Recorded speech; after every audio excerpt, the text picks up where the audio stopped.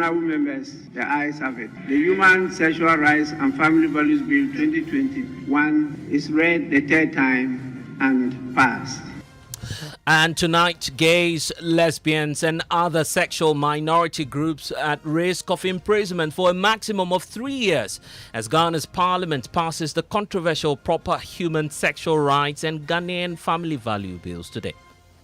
It is our hope that President Akufo-Addo will be a man of his words and stick to the words he spoke to the Anglican Church under his watch. LGBTQ will not be established. When he gave assurances to members of the clergy that he was going to ensure that anything that promoted LGBTQ will be dealt with. Well, there's more unfolding tonight with shocking reactions from human rights organizations fighting this latest piece of legislation as the country awaits an assent or possibly resentment from President Akufo-Addo. Those in favor that the Human Sexual Rights and Family Values Bill 2021 be taken through the third reading, say aye. Aye. Those against, say no. Honourable members, the ayes have it. The Human Sexual Rights and Family Values Bill 2021 is read the third time and passed.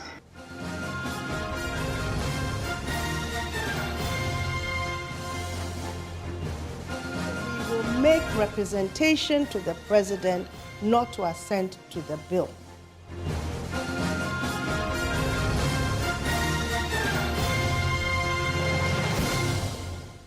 And Top Story, as always, is brought to you by Vodafone. I am blessed Sogah. And tonight, if you are a gay, lesbian, or openly affiliated to any of the activities of the sexual minority groups in Ghana, then now you are at risk of facing a jail term of up to 3 years. That's because Ghana's parliament has just passed the controversial Proper Human Sexual Rights and Ghanaian Family Value Bill today. It's been more than 2 years of a tussle over this passage of this new law, which some human rights groups describe as repressive. But despite attempts by Majority Leader Alexander Apawu to draw his colleagues' attention to and lawmakers the concerns today in Parliament, the House overruled his concerns and unanimously passed the anti-LGBTQ bill after a third reading in Parliament today. Here are excerpts. I'm going to put the question. I'm going to put the question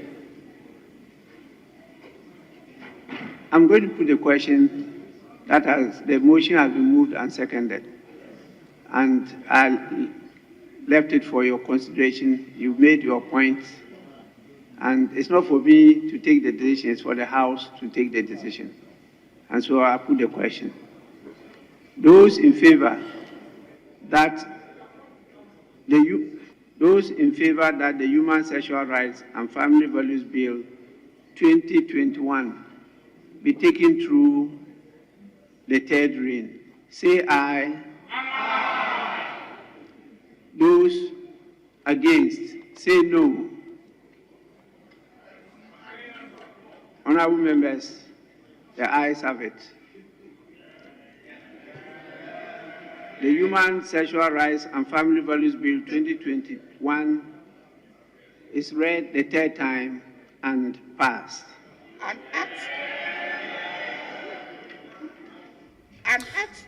Well, so this was the moment that the country was then pushed to focus on Parliament and to pay more attention to the details of what likely, the impacts of this bill might be on the average citizen and those who are advocating against or for the passage of the bill. Let's bring in now Parliamentary Affairs correspondent Kweku Asante, who's joining us with details of what it is that unfolded in Parliament today. And Kweku, we're just, of course, learning of what the Speaker told us that this was not indeed a smooth process towards the third reading in the House today. Tell us about this concern from Alexander Apawu, who's the Majority Leader of the House, actually proposing some last minute, if you want to call it, amendments to this bill. What happened?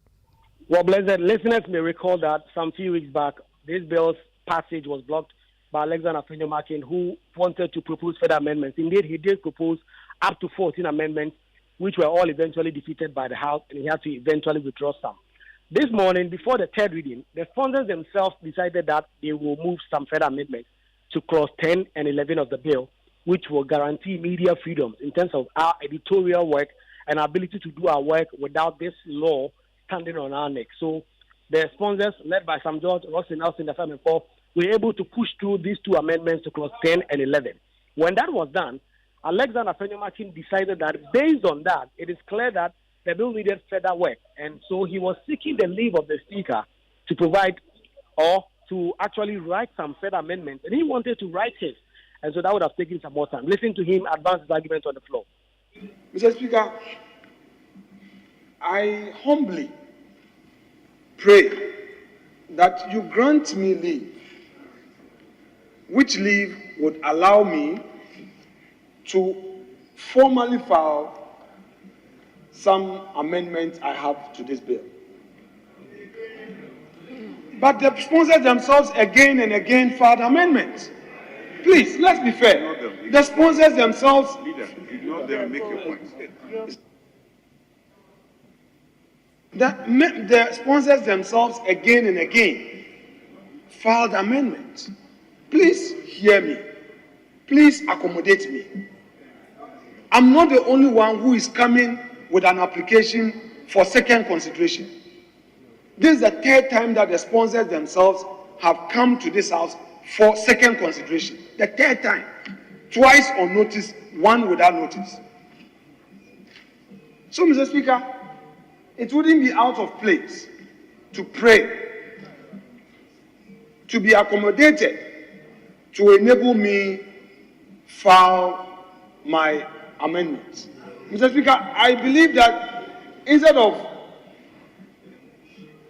going viva voce, instead of using the extempore approach, if I file and it same appear on the other paper and members are able to read, they will get a sense of my point. And then we'll be able to have a law that all of us would appreciate its import. Mr. Speaker, should we hurriedly suspend the rules and say that we are past it? Speaker, our colleague, the majority leader, just asked for a prayer. In the book of Ecclesiastes chapter 3, the Bible says that to everything there is a season, a time for every purpose under the heaven. Ecclesiastes chapter 3, verse 1. And I believe the time for the third reading of this bill is now. Thank you, Mr. Speaker. Put the question.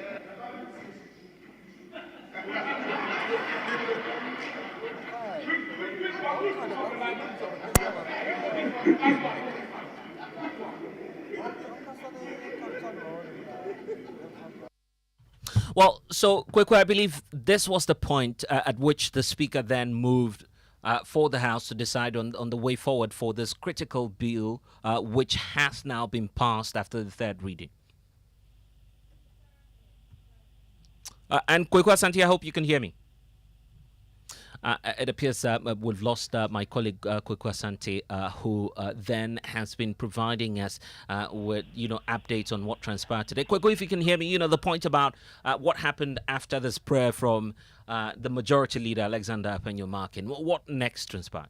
The point I'm making is that you have the Imam Okwesi-Bejia make the point that Alexander Afenyo-Markin's time to propose further amendments is long gone, and the House will not entertain him to do so. And eventually the question was put. The Speaker of Parliament did ask, as many as in favor to say aye, almost the entire House. Members present said aye, and those against should say no. There was not a single voice that voted against this bill. Following this, Samuel Nati George, the lead sponsor of the bill, organized a news conference thanking Ghanaians for their support for the bill, but also sending a clear message to the President that their side will not wait for him. He should immediately get to the desk and sign this bill into law when Parliament brings it to him. It's been 3 years since this bill was conceptualized. It was in February 2021 that a statement was read on the floor of the House, and we said we were bringing a bill to deal with the menace of the advocacy of LGBTQ activities in Ghana. Today, the 28th of February 2024.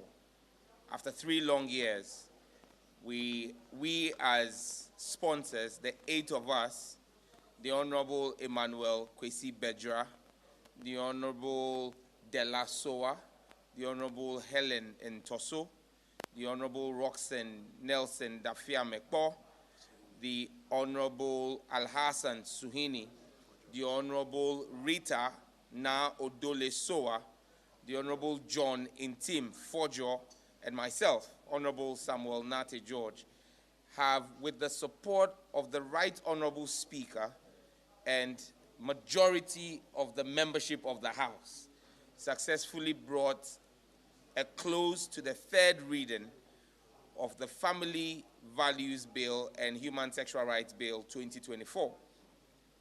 It is our belief that this will be communicated from the Speaker's Secretariat expeditiously to His Excellency President Nana Addo Dankwa Akufo-Addo.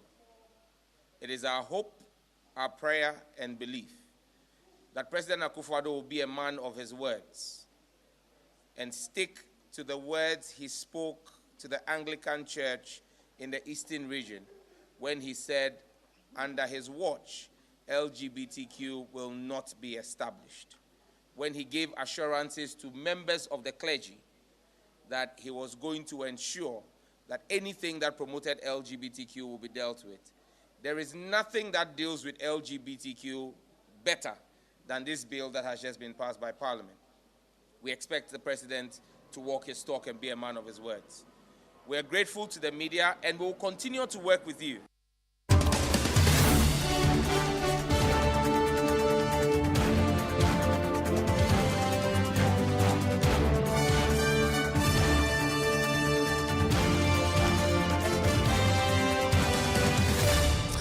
And in the last few hours, a lot of backlash against these MPs who are pushing this from human rights groups and some advocates who believe that the bill in its current form does not protect the rights of sexual minority groups in Ghana.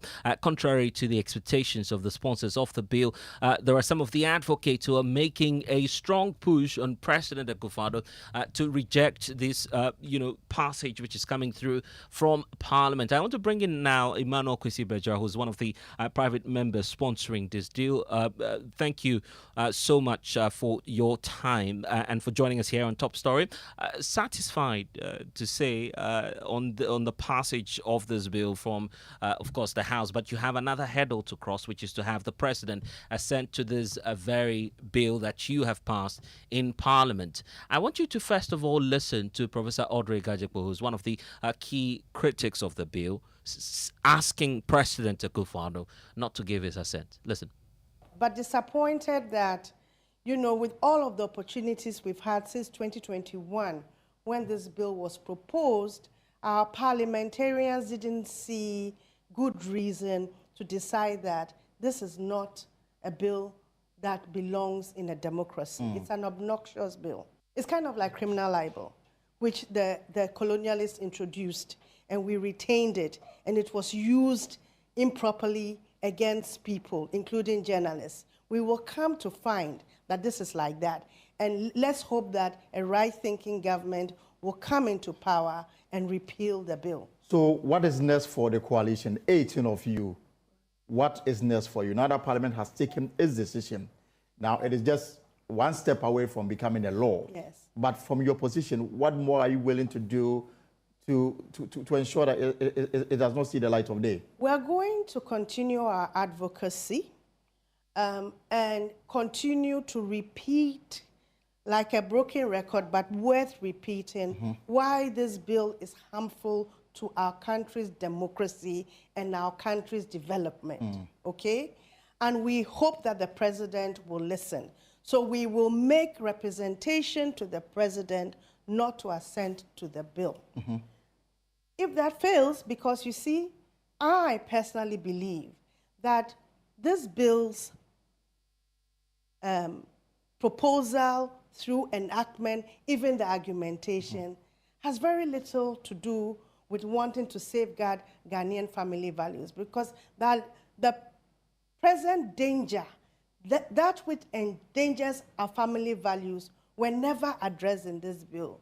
This bill was just narrowly targeted at minorities because they know that a majority of people don't agree to sexuality that is not binary, okay? But the fact that a majority of people don't agree to a minority position doesn't make the majority right. It's such a fundamental principle of democracy. That is why there's so many provisions in democratic constitutions that protect minorities and minority views and minority rights. But unfortunately, it fell on deaf ears, okay? So we have to do the next best thing. First, to appeal to the president, and if that fails, to be sure to prepare ourselves to go to court on the provisions that we think fly against the letter and the spirit of the. Okay, so Emmanuel Kwesi-Bajrat, you did not see this coming, but that might be another hurdle. Aside, having the president to assent to this bill, you may be challenged in court. Well, thank you very much, and good evening to your cherished listeners and viewers. Yes, we are prepared. Since the inception of this bill, 2021, we've had so many oppositions from the likes of Odugajepo, Techua Menu, and the rest, who Akutu Apawu and the rest who stood against this bill, including some advocates who think that this bill should not be passed because they have seen that the bill is against the fundamental human rights of some minority in the country. Well, we disagree with that social preference has nothing to do with your human right. It's your preference. You decide to adopt this special lifestyle. And so if it's a lifestyle that you have adopted, it has nothing to do with human rights. And so thankfully, we passed it today. In any case, we are prepared. The next hurdle, which she mentioned, is for the president to assent to it. And it is our belief that the president will assent to it as one who believes in the culture of Ghanaians and also believes in our human rights. He will look at it from the angle of both our culture and the human rights, and then we'll take it from there. And so whether he assents to it or not, we have done our bit in-house. The whole house has passed it. And so it's now passed by Parliament. And what is left now is for the president to assent to it. Even if he doesn't assent to it, there's a constitutional provision which we can take our colleagues through, and then we can get it passed by Parliament. And so we will not rush. We are waiting for the bill to be sent to the president for him to assent. And I'm hopeful. Just as one of my colleague sponsors, Sam George, mentioned today at the press conference, that if the president is a man of his own words, when he met with the Catholic and Anglican bishops and told them that not under his watch will he allow this into fetter, and then he will go against his own word. We are yet to see. And I believe that he will not go against his own word. There's a precedent, isn't it, looking at what transpired when your colleague MP Francis Xavier Sosu laid a similar bill, private members' motion, which passed regarding the repeal of imprisonment or either sentencing people to death by hanging. That did not make it through because the president says there are some cost implications together with the witchcraft accusation bill. Given what transpired in that case, the feeling is that the president has given a convention which he will simply follow in your case as well, looking at the fact that there's a cost implication to the effective implementation of this anti-LGBT law. Are you mindful of that, sir? I think most Ghanaians, not most Ghanaians, some Ghanaians are misconstruing the constitutional provision, Article 108, where he says that at the time of the person presiding, if he thinks that this bill will have financial implications, he will not consider it. We've passed that stage. The Speaker made a pronouncement that, in his opinion, as a man presiding, this bill does not have any financial implication on the state. And so we passed that stage already. We moved on. and it's gone through all the stages that it needed to go through. With regards to the amendment of the Criminal Act, where my colleague brought a private member's bill to the House for us to look at one of the conditions, which has to do with their penalty. Now, that bill has been passed by us. It has gone to the presidency. Now, the Constitution and our standing on this is that if the president has any adverse findings or does not want to assent to it, he will write to us, back to Parliament, with his comment that because of this and that, he will not assent to it. As we're speaking now, the president has not brought any letter or referral to the Speaker of Parliament stating that he will not assent to the bill. And the number of days that the bill was supposed to save the president has elapsed.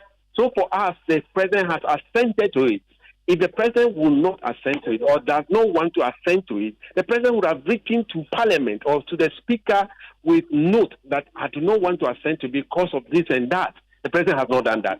And so nobody should think that because the president says that he was not going to assent to it, the bill will not come into force.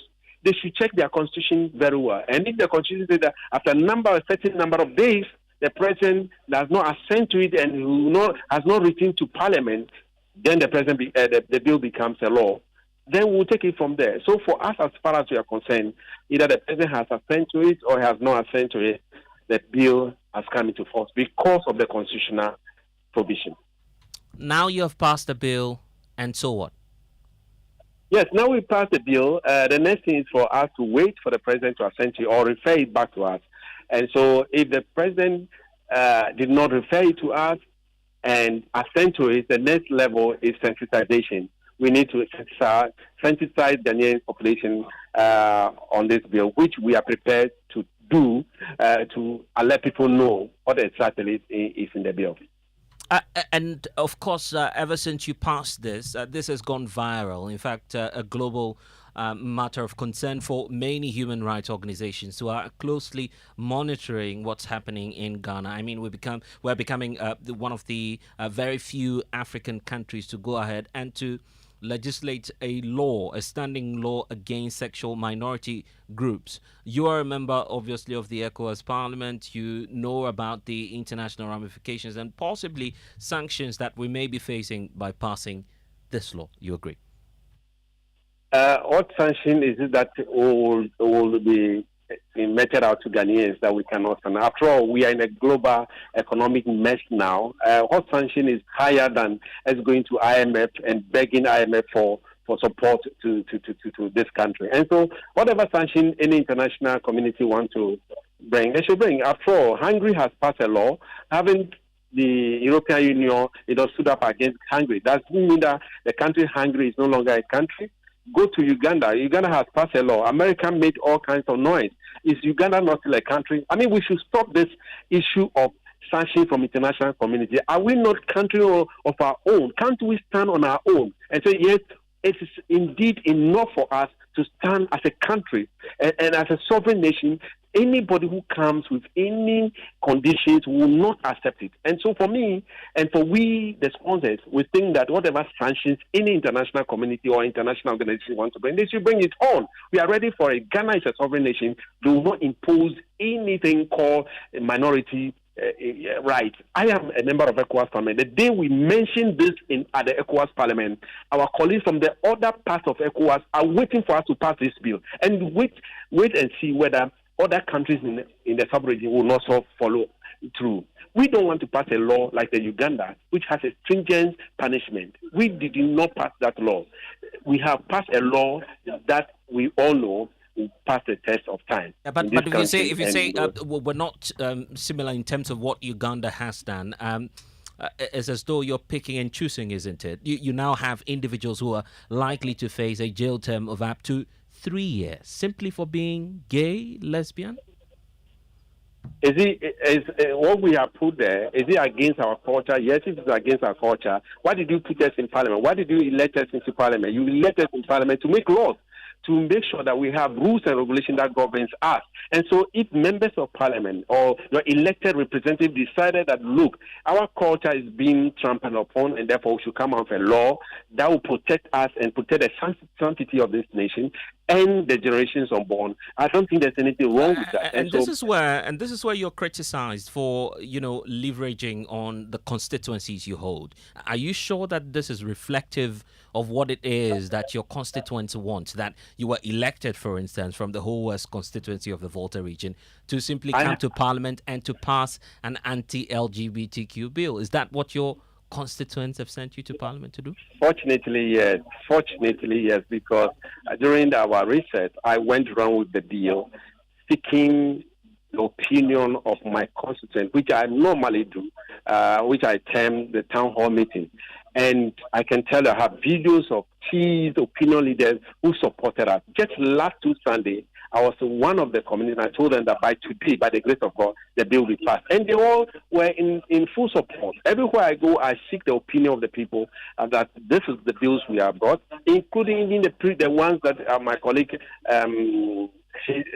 Francis Sosu has brought, which I informed them. It was only one community that was saying that tooth for tooth, if you kill somebody, you should be killed. The rest of the communities, 104 communities, have accepted that we should repeal the provisions in the criminal advocacy that when you kill, you should also be killed, and that the death penalty should be removed from our laws. And so I do that, and have done that. I did it throughout the holidays, and they've given me their nod to support it. I see. Looking at how intrusive the effects of this bill would be, how do you envisage implementation to go, knowing the activities of these same-sex individuals? Are you expecting us, state machinery, security agencies to now go into the rooms of people, search, and to check the activities of these individuals? That's how far-reaching possibly your law would be. Already we have a law in this country that says that you should not have a natural kind of knowledge with any body. And so there's a law in existence, and we are not against that law. Why are people not against that law that was made from years ago? Why was it not amended?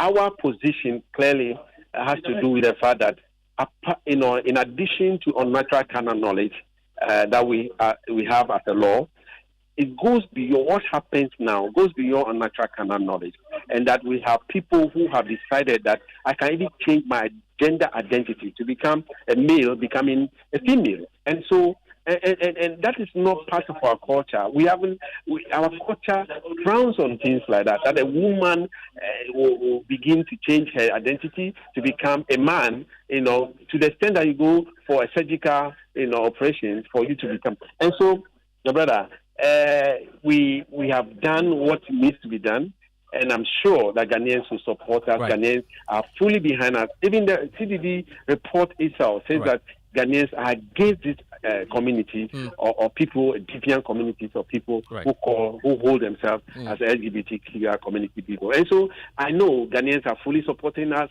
and they will go ahead to support us even in the other implementation. So the state machinery are already doing their work. As I mentioned, that unnatural canon knowledge is a criminal offense, and the state of operators are already doing their work. Emmanuel Kwesi-Bejura is one of the MPs sponsoring the anti-LGBTQ bill, now passed into law. And that's it for Top Story. I'm Blessed Sogah. Next is Newsnight.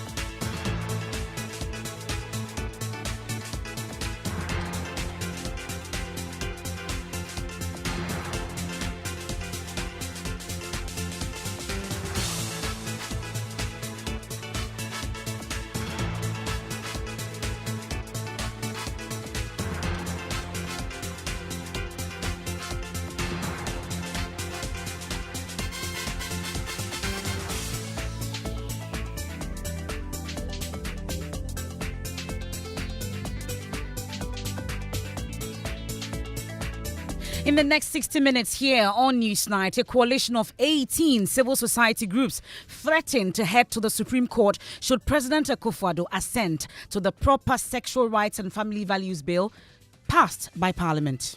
So we will make representation to the president not to assent to the bill.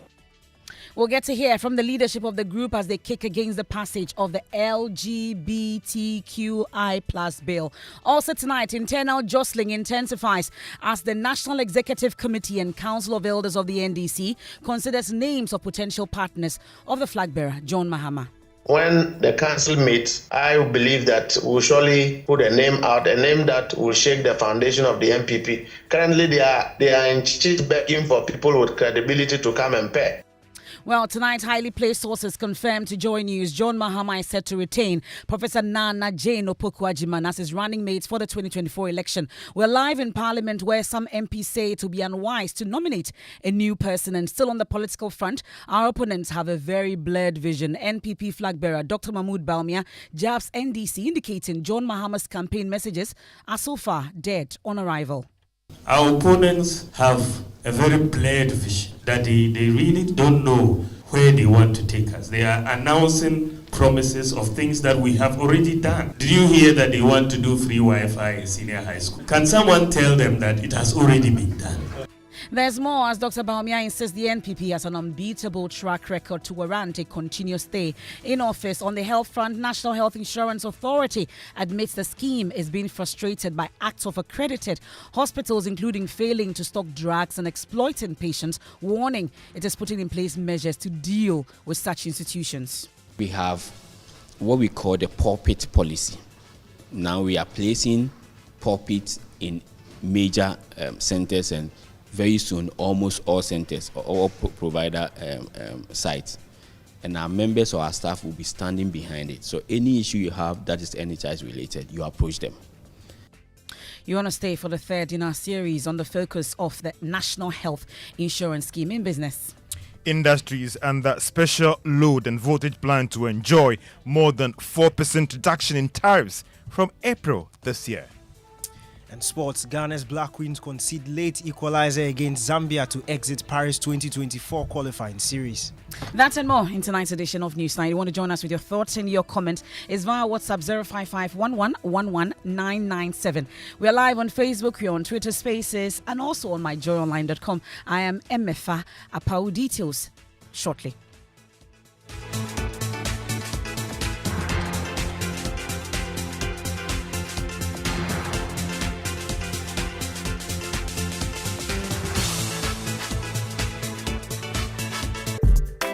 Great news is here. Batmat is here again. XXL clearance sale. Guaranteed savings. From now till the end of April, the big sale continues. Get discounts of up to 70% off sanitary wares, light tiles, waterproofing, and all other product families. It's the year to get things done. Visit our showroom at the North Industrial Area next to the Winners Chapel, Ghana. Don't miss out. Batmat, welcome home. 88, 89, 10 more push-ups, guys. Mommy, I'm tired. It's good to stay strong together. Hey, Daddy, so all this food for you alone?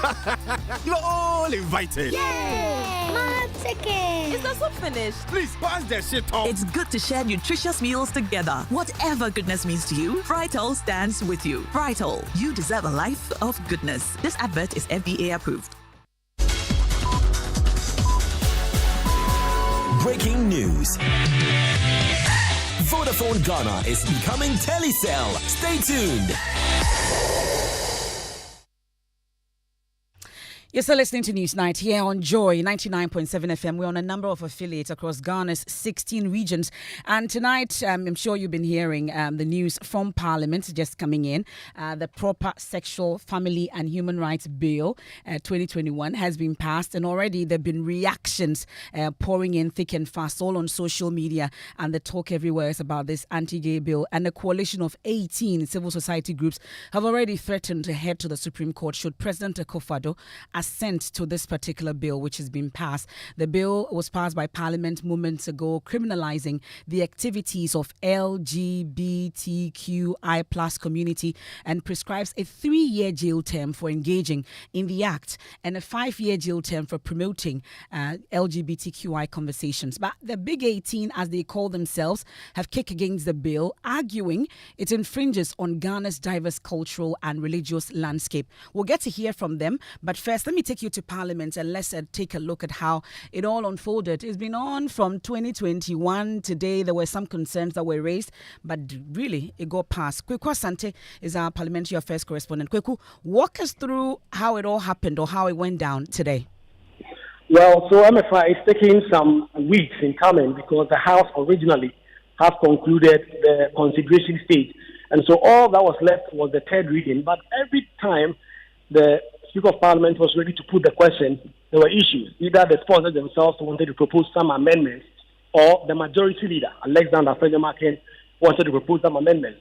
The first time he proposed 14 amendments. All 14 amendments were defeated by the House. In fact, at some point, he had to withdraw some of them. And then... Do I have you, Kweku? Yes. Great. So you know that there were some concerns also that were raised earlier by the majority leader, Alexander Afenyo-Markin, earlier before the passage. What really were the concerns? Well, according to Alexander Afenyo-Markin, if you look at some of the amendments that the sponsors themselves were proposing to the bill this morning, it appears to him that there is still a number of work that has to be done around the work. And so he was seeking the leave of the Speaker to delay the passage of the bill to some point and then propose some further amendments. Listen to him. Well, we'll get to hear from Alexander Afenyo-Markin on this shortly. But Kweku, though, the issues about reactions, at least we've been hearing from Emmanuel Kwesi Bedra a while ago on Top Story. But really, what's been the reaction so far? Have we heard first from the proponent of this bill, especially Sam George himself? Well, yes, Sam George has spoken. He says he expects that President Akufo-Addo will immediately sign this bill into law. A number of minority MPs already expressing their excitement about this and expecting that President Akufo-Addo will sign it into law. But now it is up to the president to do so. We haven't heard from the majority side yet. We haven't heard from Alexander Afenyo-Markin, who is the majority leader, as to whether or not he intends to take any other further actions. But the reactions that have come in shortly after this bill has been passed are normally those of the minority MPs who are excited and looking forward or expecting that President Akufo-Addo will sign this into law. Okay, that's our Parliamentary Affairs correspondent, Kweku Asante, there, giving us updates on how it all went down earlier today, leading to the passage of this particular bill. We've been at it from 2021, a lot of back and forth and public engagement leading to where we are today. But already there are some concerns about it. I'm hoping that the president will assent it. But we've been hearing from some 18 civil society groups. They are threatening to head to the Supreme Court should President Akufo-Addo assent to it. We can hear from Professor Audrey Gajekpo, who is board chair of the Ghana Center for Democratic Development, CDD Ghana. Pointed that, with all of the opportunities we've had since 2021, when this bill was proposed, our parliamentarians didn't see good reason to decide that this is not a bill that belongs in a democracy. It's an obnoxious bill. It's kind of like criminal libel, which the colonialists introduced, and we retained it, and it was used improperly against people, including journalists. We will come to find that this is like that, and let's hope that a right-thinking government will come into power and repeal the bill. So what is next for the coalition? 18 of you. What is next for you? Now that Parliament has taken its decision, now it is just one step away from becoming a law. Yes. But from your position, what more are you willing to do to ensure that it does not see the light of day? We're going to continue our advocacy and continue to repeat like a broken record, but worth repeating, why this bill is harmful to our country's democracy and our country's development. Okay? And we hope that the president will listen. So we will make representation to the president not to assent to the bill. If that fails, because you see, I personally believe that this bill's proposal through enactment, even the argumentation, has very little to do with wanting to safeguard Ghanaian family values, because that the present danger, that which endangers our family values, were never addressed in this bill.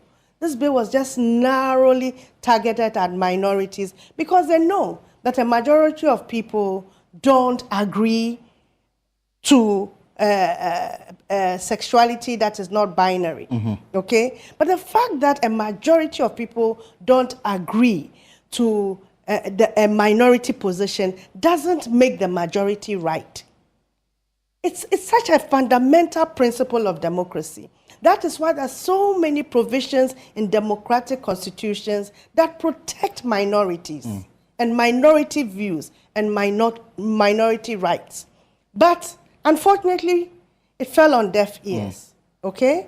So we have to do the next best thing. First, to appeal to the president, and if that fails, to be sure to prepare ourselves to go to court on the provisions that we think fly against the letter and the spirit of the.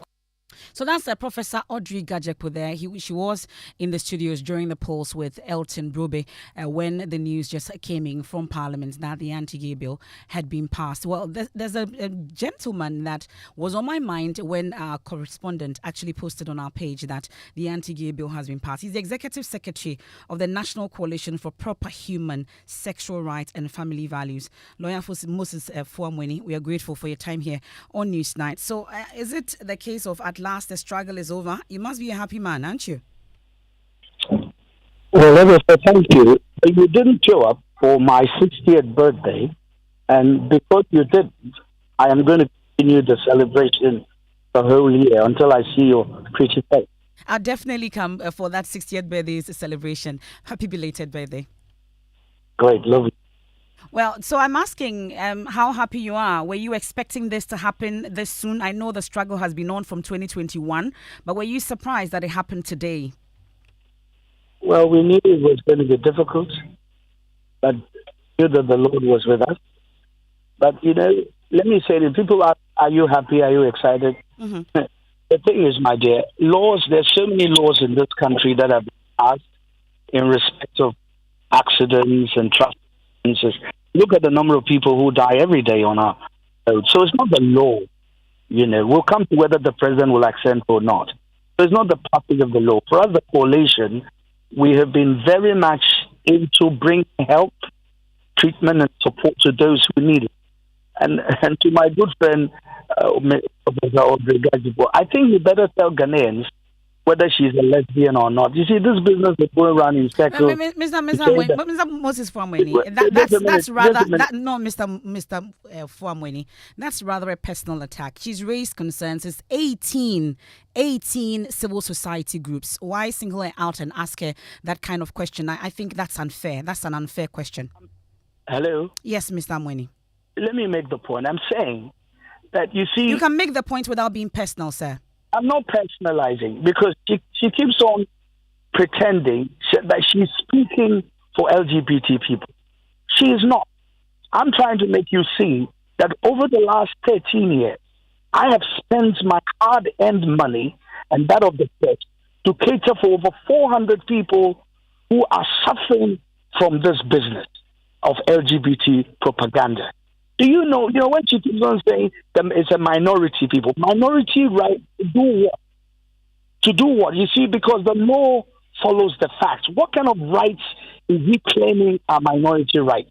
And I've shared this on your station, that this business of minority rights, civil rights, constitutional rights, is always a false, herring being thrown at us.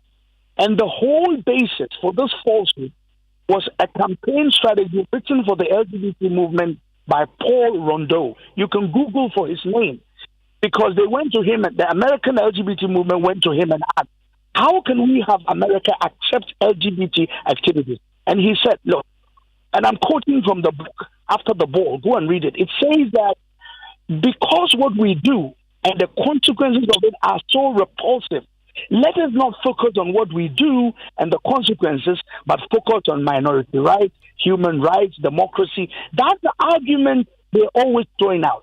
So I'm saying, you, the journalists, don't buy into it. That's a lie. She says they're going to court. Well, we're going to meet them in court. So to answer your question directly, in fact, we are waiting for her in court. To answer your question directly, as a coalition, we are not excited by any law. The real issue is to bring healing and support for those who really need it. And trust me, my dear, I will give you just one example for you to see what is happening in Ghana now. We are working in Cape Coast on the beaches, from Cape Coast, Moree, Elmina, all the way to even Winneba. My dear, youth as young as 9 years, what happens is that they go, they put them together. A lot of them are not out of school. They don't have parents. They put them together. They open their anus and put in pentoir. I'm speaking fancy now. No. They put the bottle into their anus to see whether or not whether there's space in there. And then they prepare these children for people to sodomize. So when you sit on radio and you call a press conference and you polish it up and say, oh, minority group to do what? That's what Ghanaians should be asking her and all those people who say that, oh, these are minority people. It is against democracy. That is a false herring, and we shouldn't buy into it. So for us, we're dealing with these people. We've helped them. We spend money to make sure that we guide them away from this behavior, which the CDC, the Center for Disease Control in America, have ruled as a health hazard. So, my dear, we are not excited. We thank God that the bill has been passed. We hope that the president will sign it, but we are. But that's really what I was coming to. Are you hopeful that you hopeful that this particular bill or this law, as has been passed, will actually get that kind of assent from Parliament or the president to make it a law? Can you ask your question again? I'm asking if you're hopeful of a presidential assent to this particular. I think the president is a very smart politician. I don't think he's going to buy into this false argument about democracy and human rights and all of that. In any case, the human rights are subject under Article 12 to the rights of other citizens and also public order and public morality and public health. It's all there under Article 12 too. You can see it. Go and read Article 17 of the Constitution. It prevents discrimination in terms of sex, gender, religion. It never talks about sexual orientation. I heard, the statement that was published. They're trying to interpret gender to mean transgender. Well, that is a question of interpretation for the constitutional court, which is the Supreme Court, and we're already there. But these matters will be decided. But in the Ghanaian constitution, you would see nowhere that there's a right in respect of sexual orientation. This is the expression, the physiology that all international LGBT rights movement use and throw around. So this human rights argument, my dear, let us push it somewhere. Okay. It has nothing to do with human rights at all, because human beings, and let me ask you a very simple question. Have you seen, is it normal is the anus the orifice for sex? I can answer that, Mr. Moses Famweni, but really, the issue about the attention, Mr. Mweni, the issue about the attention that we're already getting when it comes to this particular passage of the bill in Parliament. Already, just before I came on, we've been watching the international media. They've started talking about it. Are we not concerned? Are we not concerned at all about the publicity that we may be getting in the negative light for this? Why should we be concerned? Are we in a colonial era? Okay. I'm surprised. You are a very powerful, strong advocate for, the rights of a sovereign country like Ghana. Didn't you? Other international media, most of them are LGBT people anyway. Richard Quest, I can name them. All the hosts of them, they are all.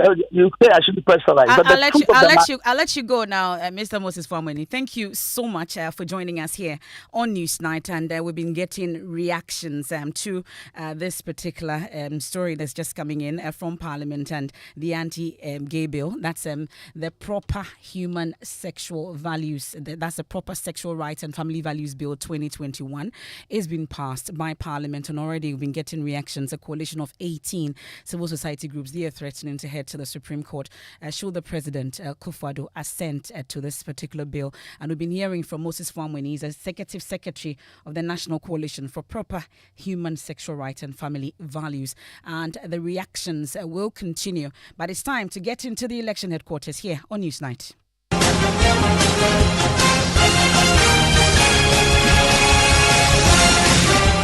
And your election headquarters is made possible by Petrosol, your clean fuel in full quantity. And tonight, as the NDC Council of Elders and National Executive Committee prepare to deliberate on John Mahama's choice for running mate, a highly placed source has confirmed to Joy News the NDC presidential candidate will nominate Professor Nana Jane Opoku-Agyeman to partner him.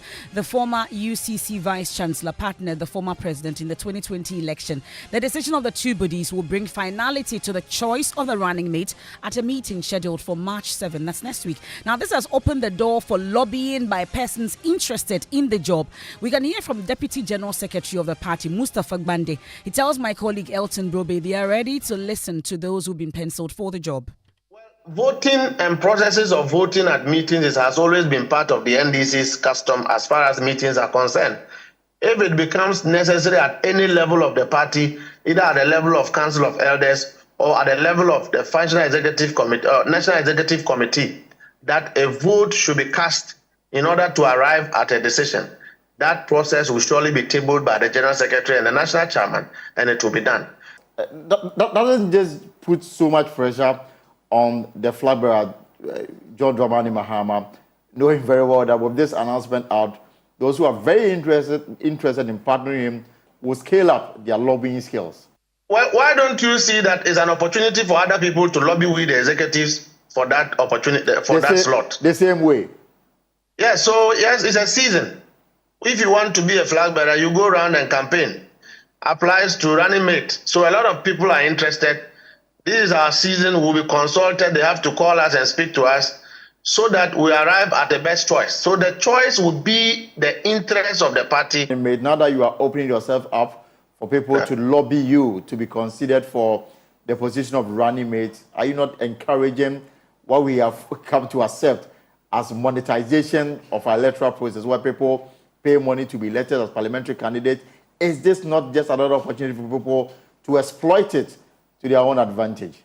But who told you that when you are lobbying somebody, you carry money along to go and lobby the people? It's become normal with the kind of politics we practice in this country. No, in NDC, you lobby, you speak to individuals, you sell your visions. You have to carry your CV in your bag, because when you were schooling, it is not everyone that was there. That's the Deputy General Secretary of the NDC, Mustafa Gbande. Well, a Parliamentary Affairs correspondent, Kweku Asante, has been digging, especially on the corridors of Parliament, and especially on the side of the minority, as well as in the NDC as well. So, Kweku, what have you been told exactly about the name the former president has nominated that has been submitted to the party? Well, so Emefa, a very highly placed source. Oh dear, Kweku will have to reposition himself, and we'll get to hear from Kweku just when he was coming to give us the meat, all the juice in there. We just lost him, but we'll get Kweku shortly. But he's been interacting with some MPs on this, on what their ideal choice will be when it comes to the running mate. Listen. I think all the names you have mentioned are more capable than Dr. Bawumia, but I really don't think that it will make any sense, changing the running mate we used in the 2020 elections. It is very clear that there was some impact being made, by the running mateship of, Prof. Nana Jane Mensah, and it wouldn't make any political sense for us to attempt to even do so. So I really don't think that there will be any changes. I'll be shocked if there is any changes. And the only way there could be a change is if Prof. Nana herself says she's no longer willing to contest. But as long as she is willing to contest, I think that there couldn't be any viable team, or running mate for the purposes of winning the 2024 elections than Prof. Nana Mensah. People have said that Honorable Nana Jane did not pull any numbers. How did they come? How did they come to that conclusion? Because they look at the NDC results in Central Region. Region. This idea of not pulling any numbers in Central Region, it is not, the fact that Prof. Nana was chosen by President Mahama just only to win the elections based on how she performs in the Central Region. I can tell you that her running mateship impacted positively in the outcome of the 2020 election. We are very convinced we won the elections. We're up. We are very, very convinced about that. So it wouldn't make any sense changing any candidate for the position of a running mate than her. In fact, the truth be told, I am a gender activist. I'm very sensitive when it comes to gender. And for me,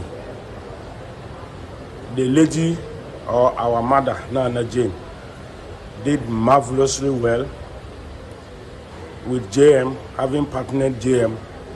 She went round side by side JM doing her campaign in different locations, accompanied by our able Honorable Ablakwa and a team, while JM was at a different direction. I remember even my constituency, she came through Bole Bamboy to lift my hand before later His Excellency JDM also came. And she pulled the crowd that we needed. It is time we have a lady coming up into this nation politics. And we don't need to just have a face once and retire the person. For me, in person, if I'm giving the nod, she's a perfect choice. She has to continue. That's views from Parliament. And Kweku, just when you were telling me about what your highly placed source within the party has told you, I lost you. So tell us. Yes, Emefa. So we have Ibrahim Mutala Mohammed, is MP for Tamale Central, a member of Parliament for Kintampo, Honorable Joseph Kuma. So I was telling you about what the source who is going to be involved in this meeting has been telling me. As far as they are concerned, the former president had taken a lot of time to try and consult, to try and set up the names. We know that prior to the former president asking the party to meet to firm up his decision, a lot of names have been floated. Of course, Nana Jane's name being a key part of it, but also names like the former Kumasi mayor, one person who actually contested John Mahama for the post, Julius Zebra, for instance, name had also come up. And so a number of names had come up, and the former president had been taking some time to come around the table and get his choice right, I should say. And eventually, he has settled on top of Nana Jane Opoku-Agyeman, and he expects that he will meet the National Council of Elders of his party, the National Executive Committee, and make the justification for why Nana Jane should be retained as his running mate going into the 2024 election. And as far as this person who is giving me this information is concerned, so many members of these bodies have already acquiesced, and they are backing John Mahama on this one. Okay, that's a Parliamentary Affairs correspondent, Kwekwa Sante. They are picking up information about the highly placed source that mentions that Professor Nana Jane Opoku-Agyeman is likely to still partner John Dramani Mahama. He gave a February deadline, and we're just a day away from the end of February. And that list, we are told, or names have been submitted to the party, and the National Executive Committee of the party will meet on March 7. And the same day, the Council of Elders will also meet to deliberate on this particular or the names that have been put out or submitted to the party by John Dramani Mahama.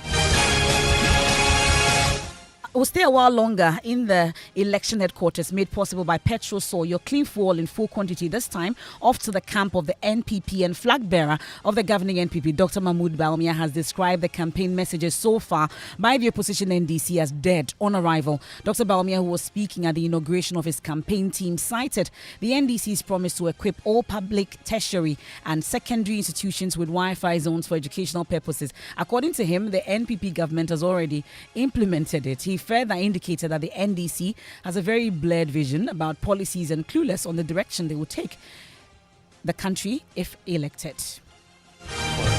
Next month, the performance tracker. Our record is solid, and it is there for everybody to see.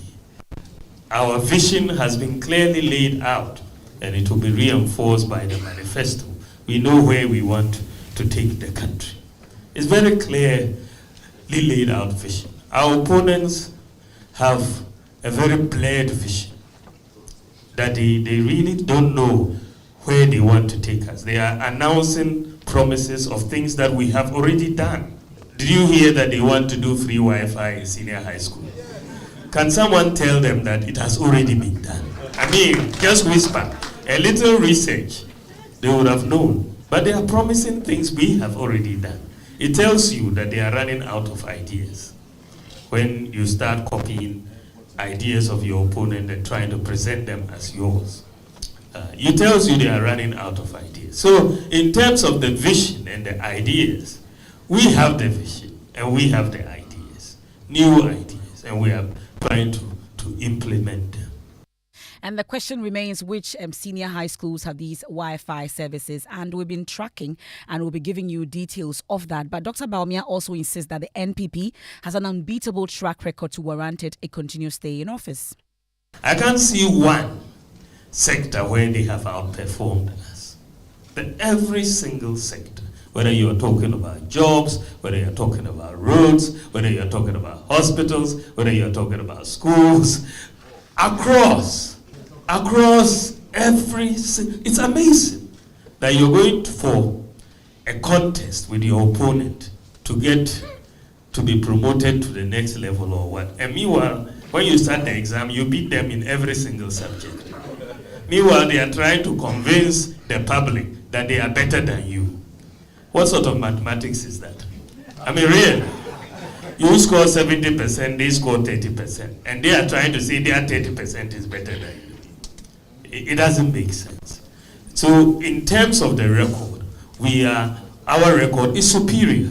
And we are going to put it out for public scrutiny, as the president mentioned in the performance tracker.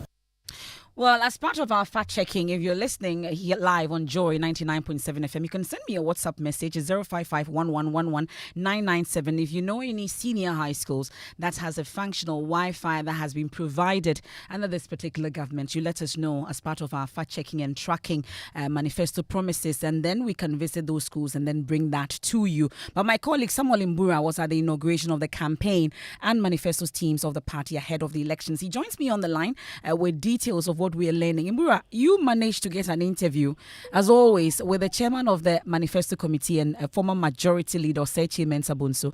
What did he specifically say about who partners Dr. Bawumia as running mates? We know John Mahama has presented his nominees to the highest decision-making body of the NDC, and that will be determined on the 7th of March. But Mr. Sechi Mensah-Bonsu said they are not actually perturbed about what is happening in the NDC. They are not in a competition with the NDC to select a running mate. He says they will not force any candidate on Bawumia because he is intelligent and capable of selecting the right person to partner him. We are not in competition with the NDC. No. But how soon will that come out? They burden the presidential candidate. Right. I've kept saying that nobody should attempt in any manner to force anybody on the presidential candidate. He is intelligent, he's analytical, and he's broad-minded. And he's been very consultative in whatever he's been doing. Let's leave it with him. Nobody forced anybody on Adubuahi when he led this party. Nobody foisted anybody on President Kufuor. Nobody foisted anybody on the current president. So why should anybody be making any attempt to, as it were, force anybody on the presidential candidate? Let us leave it with him. The buck stops with them.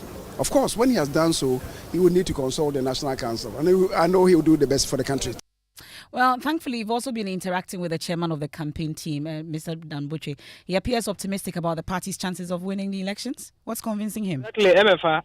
He says that the NDC is not bringing anything new, as indicated by Dr. Mahmoud Bawumia. He says breaking the 8 will actually not be a Herculean tax for them because the track record is there to refer. I'm not sure you have been hit by anything from President Mahama or NDC. Anything new? Anything new? Tell me. Let's do the analysis. 8 years. 8 years. You have been in power. You have been rejected. You had 8 years with a whole team to come out and tell Ghanaians something different, something new that they should give you back the power. 8 years. And you are mentioning 24-hour economy? Please, this is what Ghanaians are going to. We are going to analyze. We are going to that environment. We go to the playing field, and we are going to play there. We are very prepared. We have always known. Campaign for the next elections begins a day after the previous one. We are going to sell our Ghanaians and package our message about what we have done and what we have been able to do, and the reason why we should continue to serve Ghana. And that is why we are very confident that our record will speak for itself. Our message will speak to Ghanaians. We are going to persuade Ghanaians that ours is service. Give us the chance once again to serve and serve you more. That is the message. And that's the chairman of the campaign team of the NPP, Dan Kweku Boche. And he's taking us out of the election headquarters, made possible by Petrosol. Your clean fuel in full quantity. Petrosol is always a delightful experience. Some of your messages you've been sending in, we've been asking about the schools that have functional Wi-Fi that has been provided. Some of you have been sending me messages about this, and I see Ghana National College, I'm told, in Cape Coast has one. There's one also that says the Wi-Fi may be in the schools but has not been recharged. There's no data, we are told. And okay, so but he didn't mention which school in particular, but I'll check on that, and our team researchers, they are also checking, and then they will bring us all the facts that we need to know. You've been also commenting on the stories you've heard so far.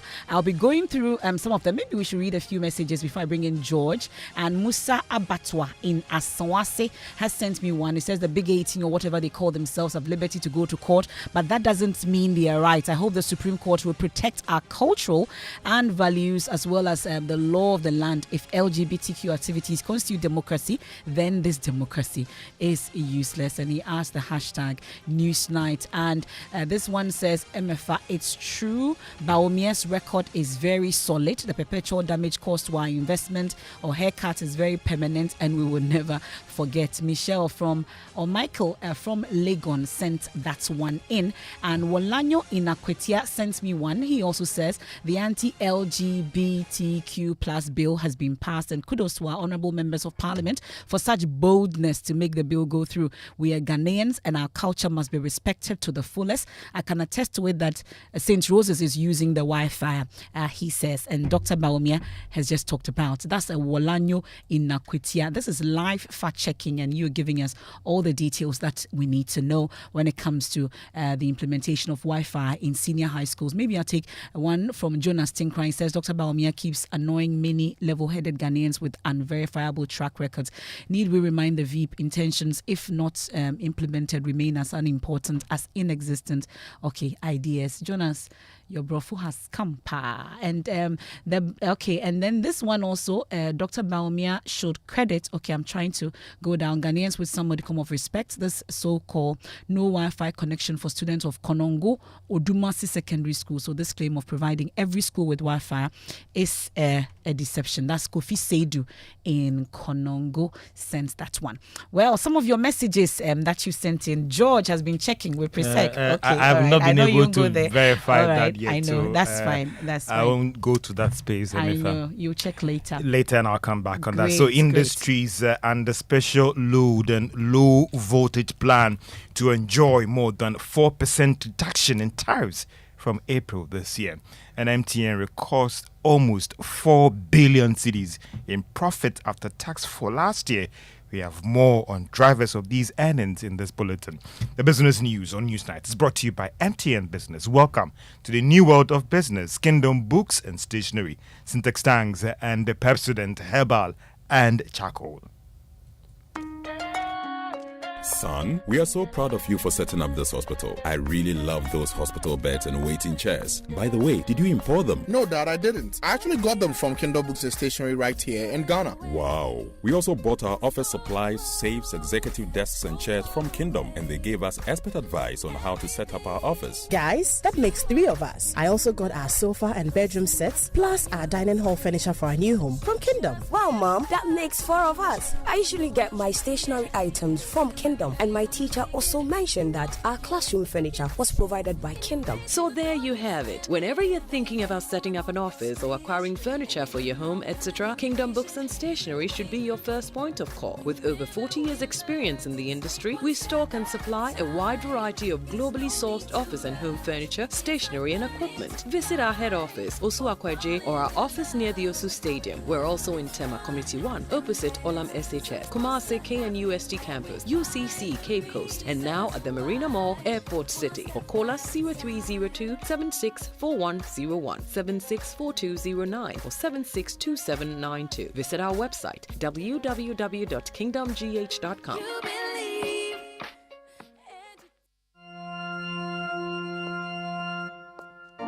Imagine strutting into the most anticipated wedding of the year, only to see 7 other girls wearing your exact same outfit. You are special and one of a kind, and that's why whether it's voice, data or SMS, you get to enjoy personalized offers tailored to your specific needs with MTN Just For You. Dial *141# or select your options on the My MTN app to redeem your unique Just For You package on Ghana's best mobile network. MTN. Hello, Auntie Araba. Hey, Bugger, how are you doing today? I want to buy Pepsodent Cavity Fighter, but I don't have enough money. So what are you going to do? Can you give me the big size? You know, as for me, I'll pay the balance later. Today, no credit. I haven't sold much this morning. If you don't have enough money for the big size, why don't you try the 120-gram pack? There's a 120-gram pack? Introducing the new Pepsodent Cavity Fighter in 120-gram pack size. More affordable and convenient. Get yours today from any supermarket near you. Every smile matters. This advert is FDA approved. You're welcome back to Business on Newsnight. Now, industries and manufacturing firms under the Special Load and Low Voltage Plan are expected to witness more than 4% reduction, that is the tariffs, from April this year. There is more in this report.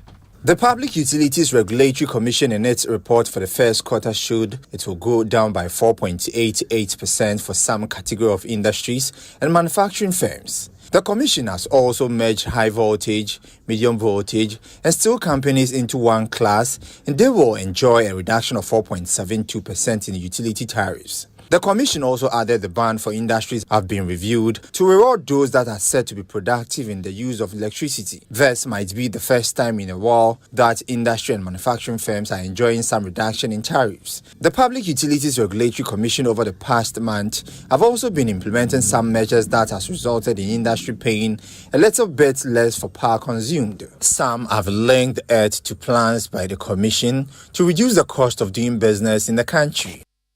And that is a business text report. Let's still stay on this issue because industries say even though they welcome the reduction, they will wait for more. Chonam Apawu is Greater Accra Regional Chairman of the Association of Ghana Industries.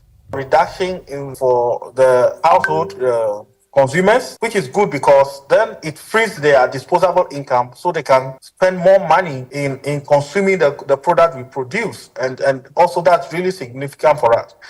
But whilst we are at it, it's important to mention that we would ask that the reduction continue and that we want to see more reduction because our goal is to be competitive. We want to compete with countries that sell power in single digits. Chonam Apawu is Greater Accra Regional Chairman of the Association of Ghana Industries. Now, Chair of the Parliamentary Finance Committee Kweku Kwarteng is appealing to businesses to tone down on calls for government to abolish some taxes in the 2024 budget. According to him, many of the taxes are as a result of pressure from external creditors who are requesting to see some commitment from government before accepting any haircuts on their funds. The former Deputy Minister of Finance was speaking to selected journalists at a dialogue organized by the Private Enterprise Foundation on the current tax regime. Some of these taxes being implemented, I'm very confident that under normal circumstances, no government will want to introduce these taxes. But these are not normal times at all. And my worry is whether some of these taxes that are coming because we are under pressure to demonstrate to our external creditors and to our development partners that, look, we can help ourselves. So we're throwing in these tax measures. We don't even know exactly whether the money will come. What we should be thinking about is if the money doesn't come and the creditors are now going to say, but you guys, you came to us saying that you're making a force. You went to impose all these taxes. We saw now. But where's the money? You say, my people, they don't like paying taxes. So I'm just saying this to make the point that you continue to put your data together. Hopefully, things would normalize. And that is Chairman of Parliament Finance Committee, Kweku Kwarteng. Now, former Minister of Finance, Tekpe, is admonishing government to totally abolish the electronic transaction levy since it has failed to meet its target's objective. However, Mr. Tekpe believes that the introduction of the digital tax system for collection of domestic revenue by the Ghana Revenue Authority will enhance efficiency whilst increasing revenue. They are encouraging evasion and avoidance. So let's clear them and then give them, and then focus on the pillars for the tax regime.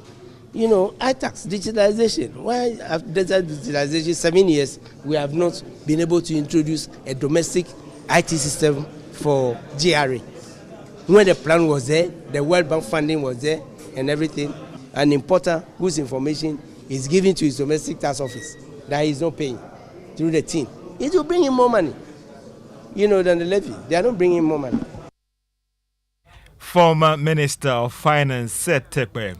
Now, Bank of Ghana has reached a deal with the bulk oil importers to sell more than $20 million to the operators under its auction program. The move is part of efforts to assure these importers that they will have access to $20 million to finance their imports when it comes to oil. These importers have been one of the biggest when it comes to demand for dollars.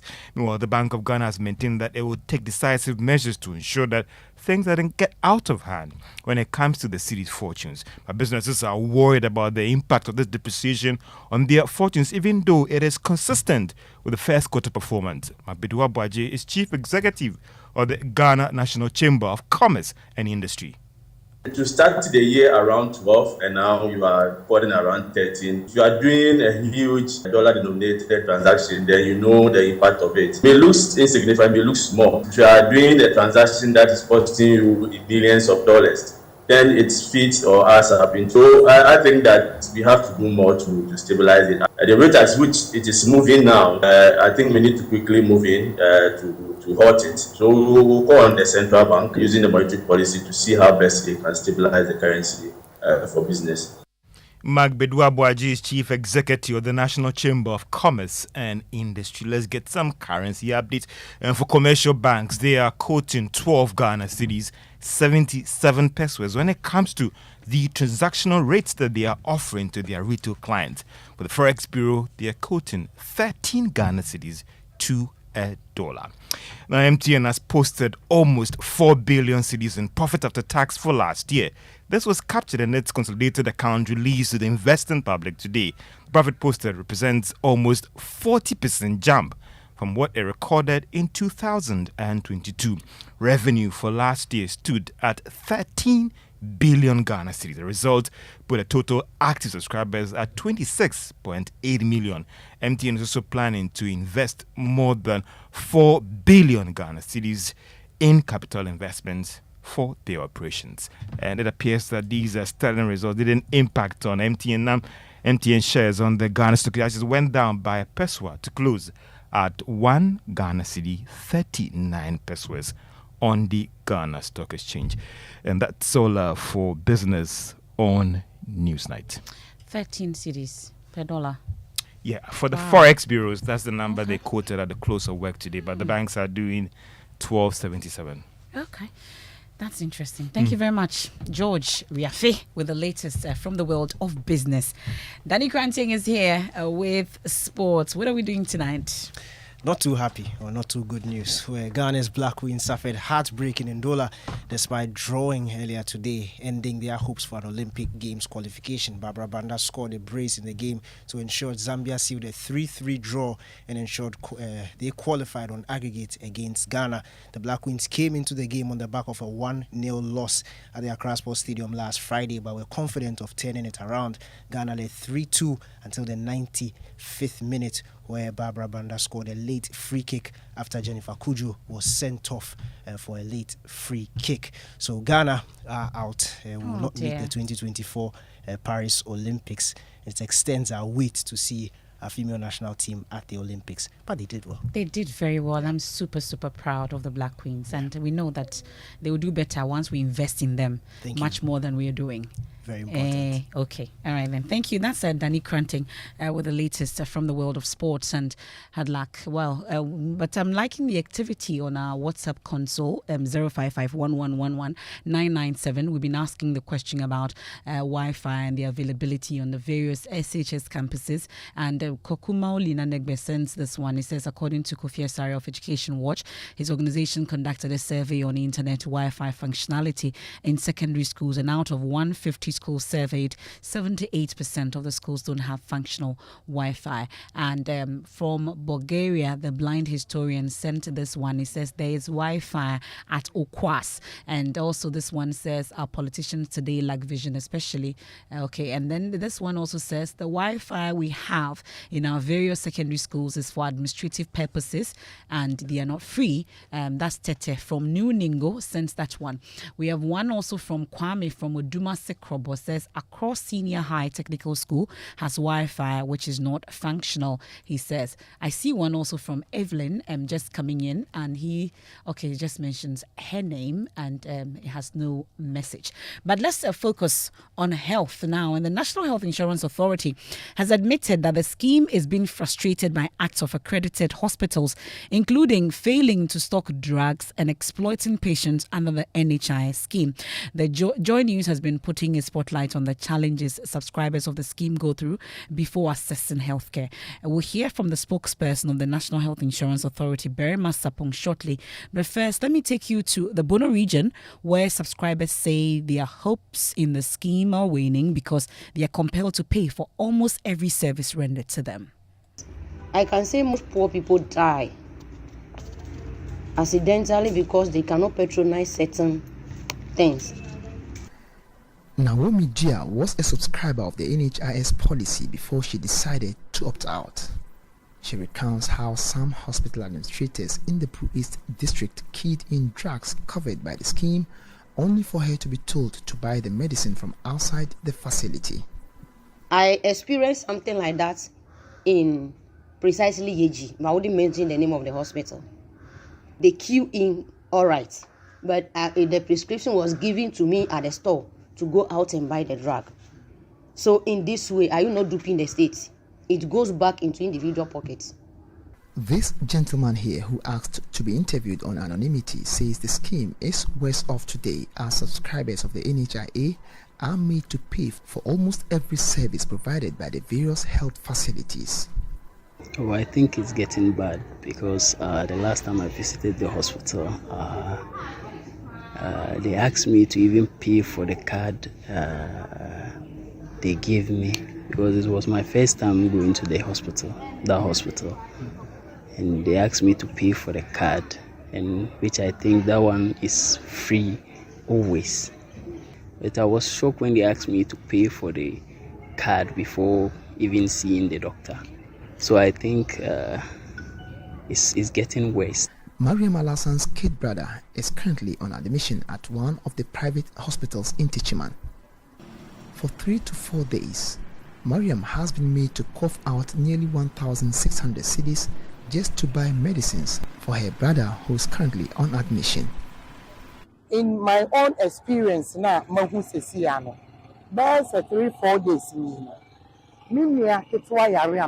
past 4 days, I have a brother currently on admission, and insurance cannot cover a lab of even 15 Ghana cedis.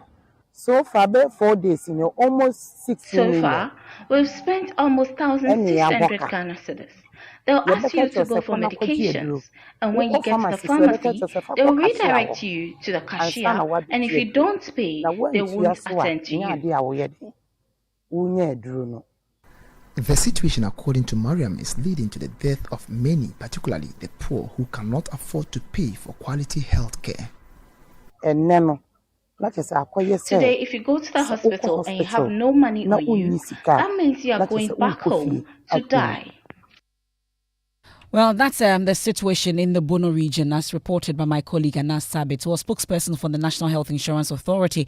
Berima Sapong has been responding to the issues in the Joy News feature. So we expect our providers to respect the rules just as we respect the rules and stock the medicines that we pay for. And if they actually do go by the terms of our contract, there won't be many of these stories that a patient comes and we don't have NHIS medicines, to the extent that we even create impression as though NHIS medicines are any less efficacious. It's just not fair. And all these things that we are talking about, what is going down the drain is public funds, because we are paying 100 to 150 million every month to providers. I can tell you on authority that most of these providers, about 80% of their internally generated funds come from NHIS. So I think it's a genuine frustration, and we should not let our people go that frustrated.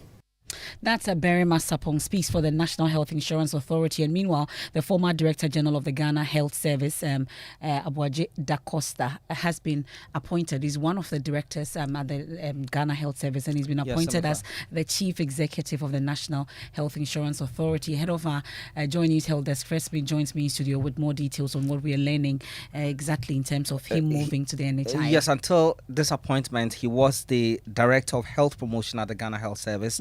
Dr. Abuaji Da Costa is also Chairman ECOWAS Risk Communication and Community Engagement Network for 15 member states in the ECOWAS region. Also Chairman Africa CDC Public Health Risk Communication. And as we all know, he has a PhD, and his research was actually into health insurance management in Ghana. Okay. The most perfect candidate we've ever put at the National Health Insurance Authority. Thank you very much, Fred Smith. And I'm sure you're wondering if you're going to sleep in darkness tonight and what the power situation is in your area. I've seen some messages on our WhatsApp console on 05511119997. Many of you talking about the power situation as you witnessed it last night. We've been hearing from the PURC. They are telling us that it's due to the unavailability of sufficient fuel to power the plants that will help keep the lights on. Thankfully, the CEO of the Electricity Company of Ghana, Samuel Dubik Masubi Mahama, joins us on the line with what we know and what we are supposed to know going forward when it comes to power supply. What really is happening, Mr. Dubik Mahama? Good evening. I can say. Hello, Mr. So, yes, hello. Yes, we can hear you loud and clear. There's a feedback on the line. Is it much better now, sir? Yes. Hello. Great. We can hear you now. Better Please now. go Yeah. on. So the power situation is very stable at the moment. What we are experiencing are a few scattered issues here and there. The issue that the PRC raised about fuel is not this position of the current situation that we are seeing on our dashboards. Currently, one of the power plants is down, Send Power for that matter, and we are working with them to troubleshoot and bring it back up. So we are waiting for them to come back up. But that hasn't affected much of supply within the country. So we are just managing the space now until it's done. So it's not the case of insufficient or inadequate fuel or debt issues or challenges? At all. I keep saying it. And this has led to a whole conversation about Doomsaw being back. Being back. Doomsaw is back. Doomsaw is not back. You understand? The conversation now to be had is about how to make sure that the lines in our localities have the requisite load transferred onto other transformers to make the grid stable. And this Send Power concerns that you talk about, when will it be resolved such that we'll have stable power? It's been worked on as we speak, and we are all in our offices waiting for them to finish with what the situation is, and then they will come back online. Have they given you any timelines as to when exactly it will be resolved? One thing I have learned from this job is never to give assurances when I can't see ahead of the horizon. Well, so but really, the issue is the areas that will go off and when we will go off and how long we'll go off is also the issue about communication, and nobody tells us anything. How come? And what am I supposed to know? So you see, there's what everybody knows is ECG, and it's ECG. Mm-hmm. But the truth of the matter is what ECG does is to distribute the power that is given to ECG. Most of the time, whenever there are these problems, the first point of call that has to manage it is GridCo. So sometimes when these things come at them at a very, very, fast rate, they have to readjust and realign to save themselves. So when it happens that way, it's difficult for us to let you know ahead of time. That being said, I'm talking about this in terms of the upstream. That being said, when you come to the downstream, which is controlled by ECG, with most of the overloads, it's being handled So to say that maybe during the day we tried to do an injection here and there and we thought the load had been managed, then later in the evening we realized that, oh no, the load has actually increased again, or there are complications here and there. What we are just saying is that it's actually for some reason been a very, very, very trying time for us. And most of the time, most of the problems that we are having to do with certain particular transformers have to do with underground cables. So we are just asking for everybody's patience. These are things that do happen, and we are managing the situation. As soon as it's done, we'll let everybody know. And unfortunately, you're not able to tell us how long we have to be patient for. Oh, no. For today, I think it's supposed to be... But today, I will know probably in about an hour or two. But when it comes to the localized faults, ECG has deployed the requisite contractors with the requisite materials. And I keep saying, the materials are here. We have what we need to make sure that the lines are intensified. So those are being worked on locality to locality.